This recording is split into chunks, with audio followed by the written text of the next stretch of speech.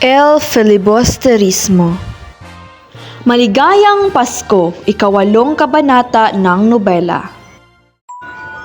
Madilim pa ang paligid nang magising si Huli. Nagkamali ang kanyang sapantahang maghihimala ang berhen.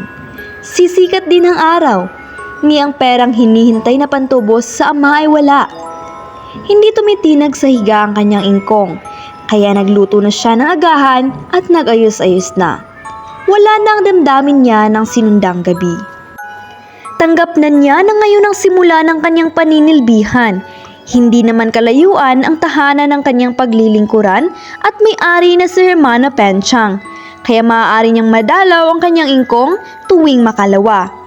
At sinabi ni Basilio na kapag kasal na sila ni Huli, di nakakailanganin ng kanyang ama ang mga lupa. Nasalat ni Huli ang agnos na kaloob ni Basilio. Hinagkan niya ito, ngunit dali-daling kinuskos ang bibig nang magunitang ito'y galing sa isang kitungin. Nang lumiwanag na, nakita niya ang kanyang ingkong nakaupo sa isang sulok. Sinundan niya ito ng tingin. Nakangiti siyang lumapit dito at nagpaalam. Kung dumating si Ama, pakisabi ninyong napasok na rin ako sa koleyo. Marunong magsalita ng Kastila ang aking amo at matuturuan niya ako. Binasbasan siya ng matandang hindi umiimik. Dali-daling nanawag si Huli nang makitang naluluha ang kanyang ingkong. Nang malayo-layo na si Huli, nilingon niya ang tahanang kanyang kinamulatan. Bigla siyang nakadama ng kalungkutan at napahagulhol. Ilang oras nang nakaalis si Huli. Nakapanungaw si Tandang Selo at pinanood ang nagdaraan ng mga taong patungo sa bayan upang makinig ng misa. Halos lahat ay may kasamang bata na magara ang kasuotan.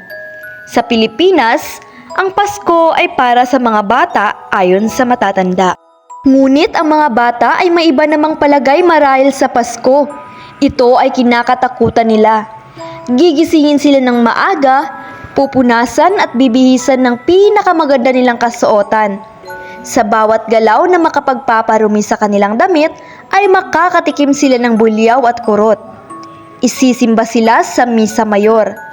Sa loob ng isang oras ay magtitiis ng gayon na lamang sa init at amoy ng mga taong pawisan dahil siksikan sa loob ng simbahan. Pagkatapos, dadalhin sila sa mga bahay-bahay upang magmano at mamasko. Dito ay kailangan nilang umawit o sumayaw kahit labag sa kanilang kalooban. Kung hindi ay kurot at galit ng magulang ang kanilang tatanggapin. Ang perang napamaskuhan ay sa magulang na pupunta. Kaya pagkaraan ng Pasko, ang tanging naiiwan sa kanila ay ang bakas ng mga kurot at sakit ng sikmura sa labis na pagkain ng mga minatamis sa bawat bahay na puntahan. Sa mga may kagulangan na, ang Pasko ay pagdalaw at pagdadala ng handog sa mga kamag-anakan.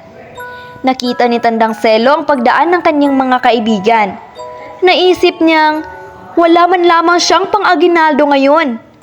Ang apo niyang si Huli ay nakaalis nang wala man lamang siyang naibigay. Hindi rin siya binati ng maligayang Pasko ni Huli. Dumating ang kanyang mga kamag-anak na dala-dala ang kanilang mga anak. Sinalubong sila ni Tandang Selo, ngunit nagulumihanan ito nang di makapagsalita. Sinikap niyang bumati, ngunit walang tinig na pumulas sa kanyang mga labi. Napipi siya! Napipi na! Ang sigawan na nagkakagulong panauhin ni Tandang Selo. At doon nagwawakas ang Kabanata 8.